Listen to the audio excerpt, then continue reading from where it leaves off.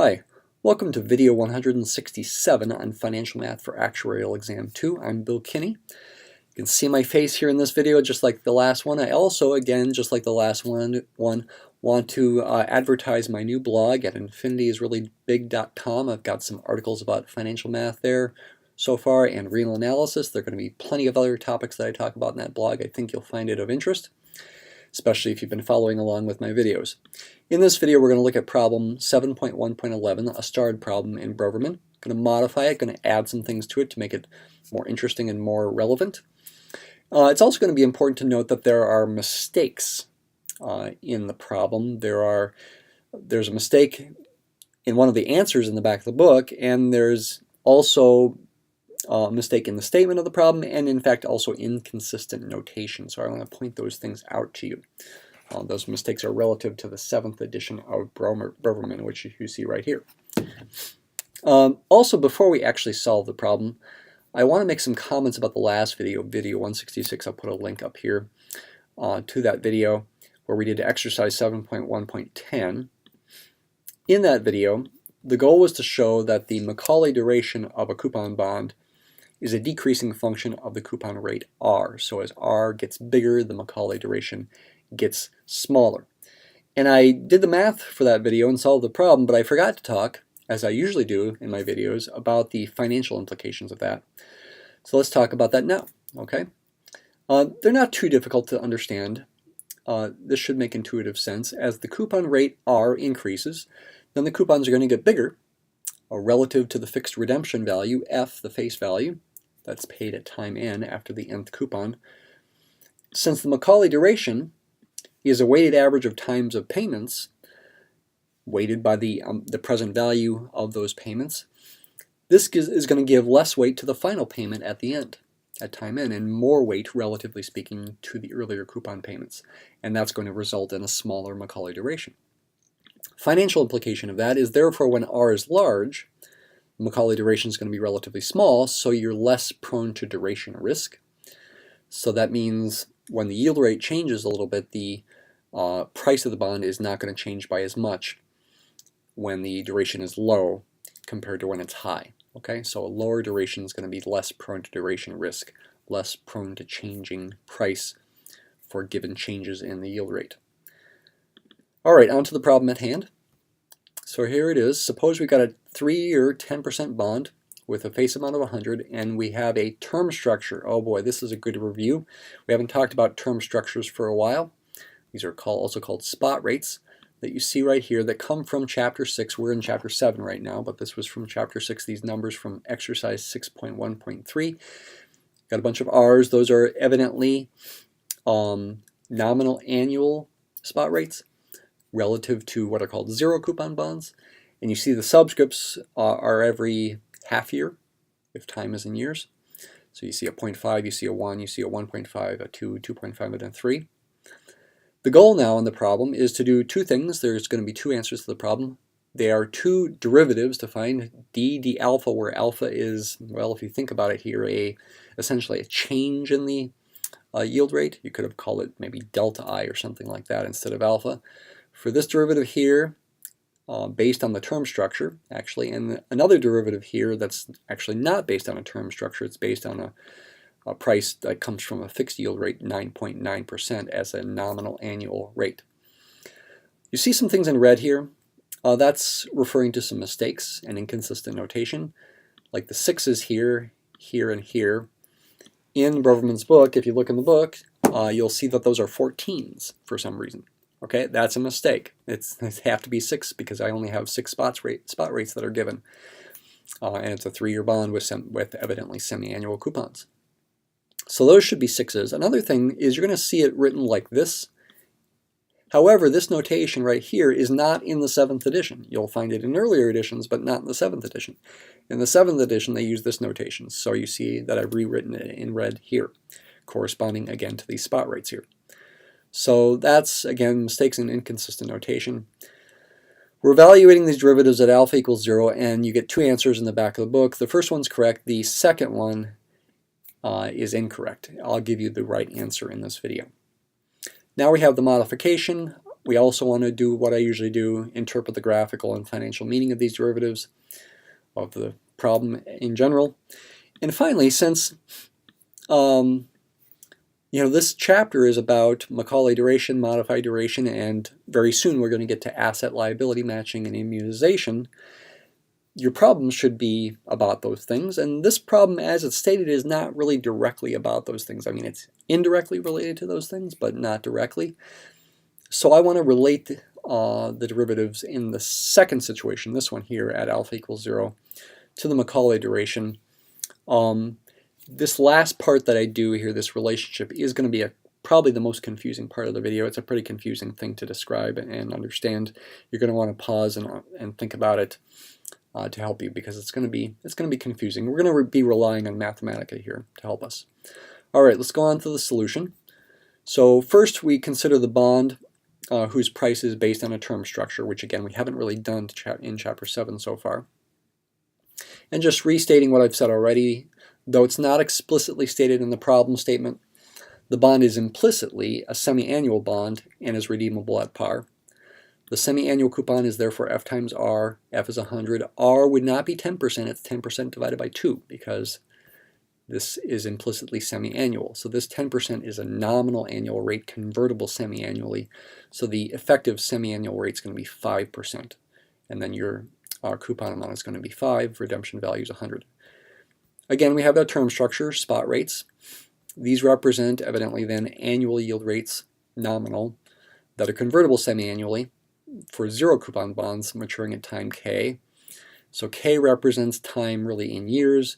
K equals 0.5 t in the summations above. Up here really t is time in half years. Okay, so to convert those to effective semi-annual yield rates, as usual, you've got to divide them by 2. So all these numbers get divided by 2 and you get this list of spot rates as effective semi-annual yield rates. All right, now into the more details of the actual calculation. First of all, here's the first sum that we've got to differentiate with respect to alpha. I'm ditching here the I notation in the book and using just the R notation now that is consistent with the reading. So this is the sum we're trying to differentiate with respect to alpha, and if you look at what these summations are here, alpha is really a small change in the spot rates, and it's consistent for each spot rate. Notice you see an R.5t plus alpha, and that's the same no matter what t is. So alpha is representing a small change, the same small change in all the spot rates. Would that happen in real life? Probably not, but it makes the problem simpler to think about, and maybe as an approximation it wouldn't be too far off the mark. So this is the thing we have to differentiate. What have I done here? I've essentially just plugged the numbers in. I plugged in kt equals 5 for t equals 1, 2, 3, 4, 5. The summation goes to 5. And then I plugged in kt equals 105, 5 plus 100, right? 5 plus 100. When t equals 6, you see a negative 6 power here. Okay, so this is just another way to represent the sum. And this is, again, the thing we have to differentiate with respect to alpha. And if you think about that, in principle at least, it's not too hard to differentiate this with respect to alpha. We can write the summation like this. I would encourage you to just pause the video and differentiate that with respect to alpha on your own. It's not that hard. It's not real pleasant, but it's not real hard either. Here is the answer. Okay, in each case, you're just bringing down the power. You're using the power rule. So like, for example, in this term here, the negative 3 is being brought down in front to get a negative 15.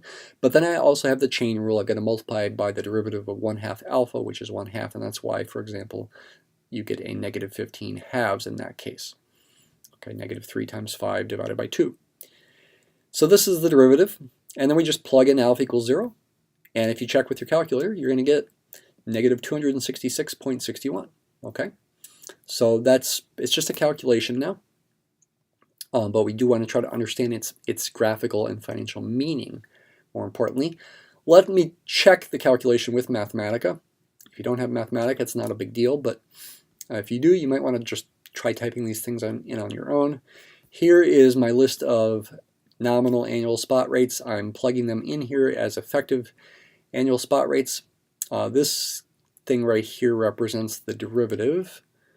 So this should be the answer. This should be negative 266.61.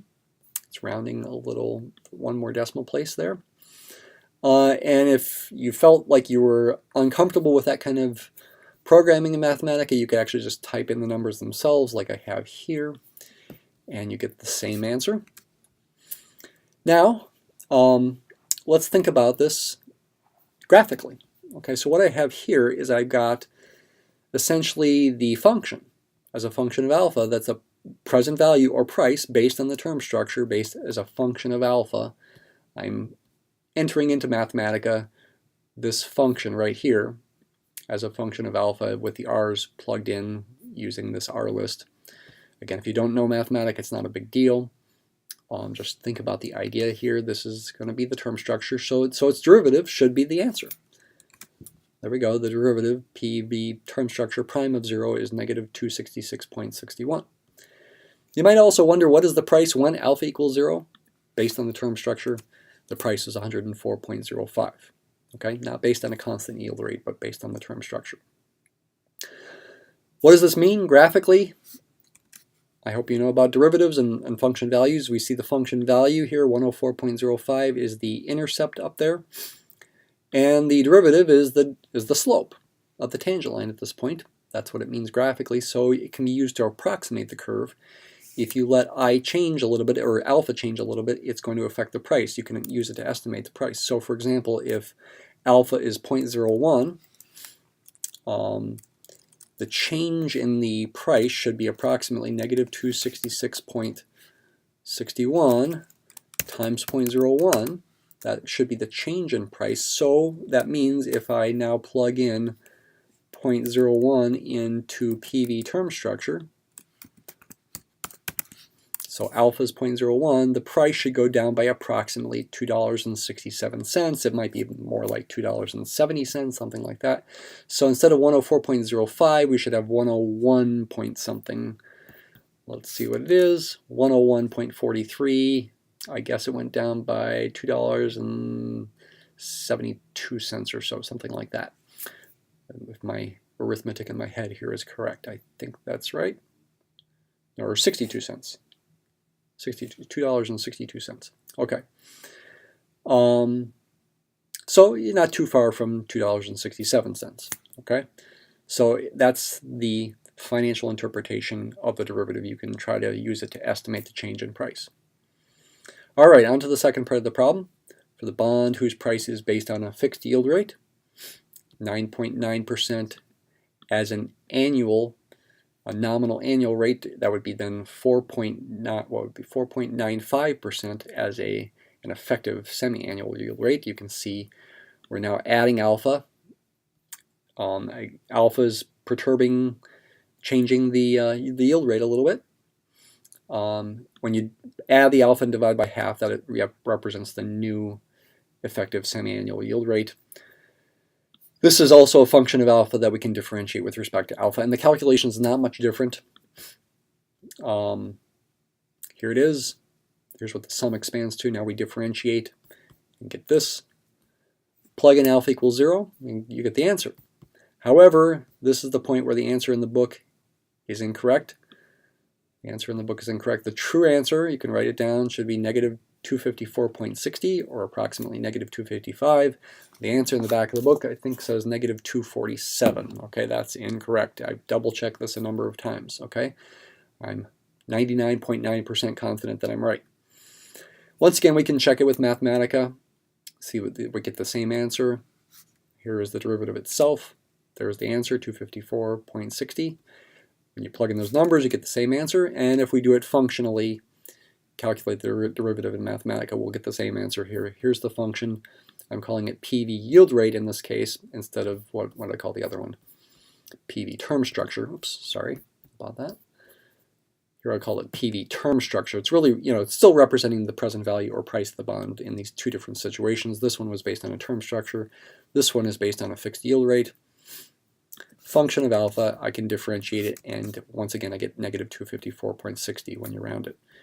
The price is different. I mean, that should be expected. You've got a constant yield rate compared to the other one.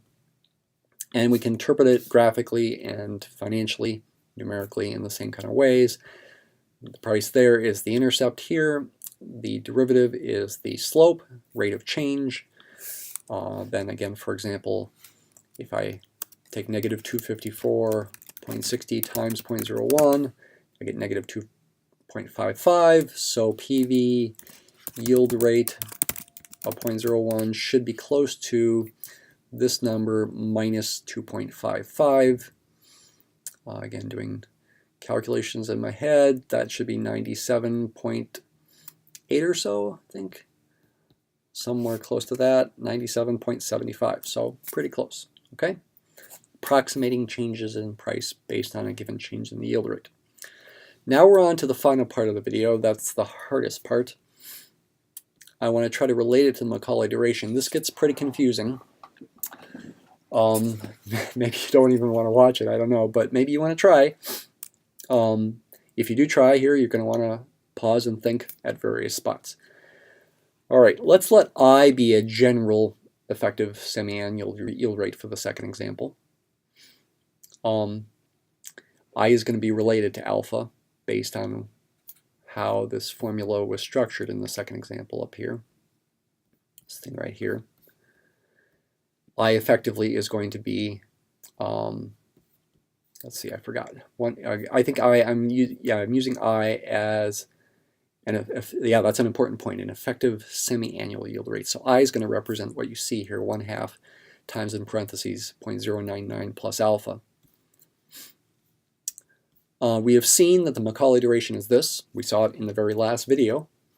In fact, we're now here, time would be measured in half years, as I mentioned at the beginning. N is going to be 6, KT is going to be 5 when t is 1 through 5, and 105 when t is 6 as before. The coupon rate as an effective semi-annual yield rate is 5%. We've seen that already. And here, yes, I is going to be this that I showed you before. So it's related to the variable alpha. So I is the true yield rate as, again, an effective semi-annual yield rate. But it's related to alpha, which is really the change in the nominal annual yield rate in this way. So now I'm gonna represent the Macaulay duration in terms of alpha. I'm going to give the function a different kind of name. I'm going to use a tilde here, just to sort of emphasize that technically speaking it's a different function, though the output represents the same quantity in the Macaulay duration. The Macaulay duration is a function of alpha. I can use the ordinary Macaulay duration formula as a function of I by replacing I with how it depends on alpha. Replace I with 0.0495 plus alpha over 2 right here. Up in this formula right here, I've just got to replace every I with 0.0495 plus alpha over 2. Here, here, and I've got 1 plus i's in there, so I get 1.0495 plus alpha over 2 here and here. Okay, so I can plug in both functions into Mathematica. The ordinary dmac as a function of I, the d tilde mac as a function of alpha. They do represent the same quantity, the same Macaulay duration, but you have different independent variables and different formulas technically. So technically speaking, you should use different function names, and that's why I'm using the tilde here. Okay, what do we know? We know that the modified duration is the relative rate of decrease of the price. I'm using P for the price now, the present value, as a function of I. Relative rate of decrease, you see the negative sign here, making this a positive quantity. We also know the modified duration is related to the Macaulay duration. It's the Macaulay duration divided by 1 plus I. I, again, here is really an effective semi-annual yield rate. I can use these equations and solve for P prime of I in terms of the Macaulay duration. It would be this, right? Just take this equation, multiply both sides by negative P of I, and then replace the modified duration with this, and you're going to get this. Okay, here's where it gets extra confusing. Therefore, the price, the present value as a function of alpha based on this, well, first of all, it's really the same as the price of function when you replace I with 0.0495 plus alpha over 2, just because that's what I is, that's how they're related again. Again, I'm giving it a new function name. I'm using a tilde because, again, technically it's a different formula, though it still represents the price. It still represents the same output, but you've got a different input, a different independent variable, and therefore a different formula. Therefore, maybe you should use a different function name. Let's differentiate this with respect to alpha. I need the chain rule, right? Because I got an alpha over 2 in there, so when I differentiate the inside function, I get an extra 1/2 in the front. That's a key thing to realize here. Then I can use this fact that p prime of I is this to make this replacement. With the negative 1/2 in the front, that is p tilde prime of alpha. That's one way to represent it, but I can also go back and represent it this way because I can replace this with this. Okay, just a couple different ways of representing it. What's the goal in all of this? What am I heading toward? I'm trying to ultimately show that I get the same answer based on thinking about it this way. I'm going to get the same final answer for that derivative with respect to alpha. Okay, that's the goal, is to show that this stuff is consistent, even though it's really confusing. I now plug in alpha equals 0, p tilde prime of 0. When you plug in alpha equals 0 here, you get 0.0495, so I have a 0.0495 there. And if you plug alpha equals 0 into both of these things, you get both of these things. I want to show that both of these things give the same final answer as before, because that's what I'm trying to evaluate, is the derivative at alpha equals 0. We should also note that p of I can be represented in terms of PV yield rate, this function up here. This thing is really PV yield rate. I plugged it into Mathematica with that name right here. It's a function of alpha. I can make that relationship as well. Why do I have this 2 times I minus 0.0495 in parentheses? Because these two equations are equivalent. The fact that this is true is equivalent to this being true. Okay, and so I'm using that here. And now I enter these functions, and these are the two quantities that should be the same answer as before. They're coming from these two things, okay? These two quantities should be the negative 254.60 or negative 254.598. Let's see if they are. There we go. Yep, they both are, okay? So I don't know how satisfying that is. I was happy that they turned out to be the same thing. Confusing calculations. The goal in all these calculations was just to confirm that it's just another way of thinking about it in terms of Macaulay duration. So you can relate it to Macaulay duration. These give the same answer. Thanks for watching.